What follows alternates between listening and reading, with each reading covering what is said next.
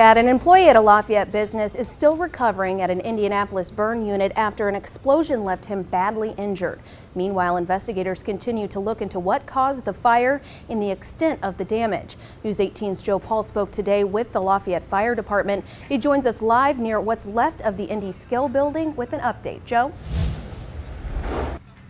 Hey Sam, this is all that's left of Indy Scale at 3535 Coleman Court in Lafayette.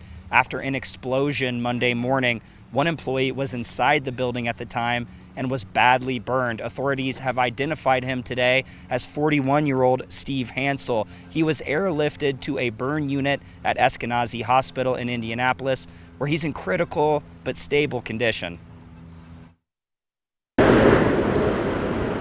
This was the scene Monday after an explosion at Indy Scale in Lafayette. Now a fence surrounds the burnt-out remnants of the building. Fire, insurance, and utility investigators will look into what caused the explosion and the extent of the losses. It is our job to step back, secure the scene, whether we secure it or we turn that over to the property owner to secure it, and then at that point get all the interested parties involved. That means the charred remains will stay in place for the near future.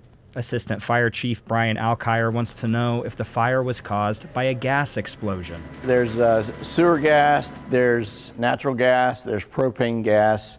There's also some compressed gases used for welding that were in the building. He says the most challenging part of the investigation is the complexity. We do have multiple gases that are used in processes that typically you wouldn't have in a residential setting.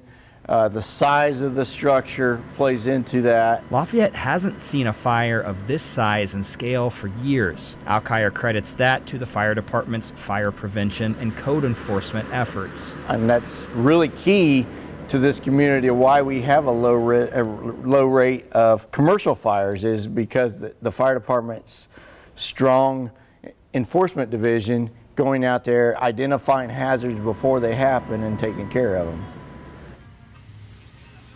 Alkire says the fire department is also sifting through witness statements and surveillance video as they continue to look into what caused this explosion. I also spoke today with a spokesperson for Indy Scale. She says they're waiting for this investigation to wrap up before the company decides how they'll be moving forward. Reporting live in Lafayette, Joe Paul, News 18.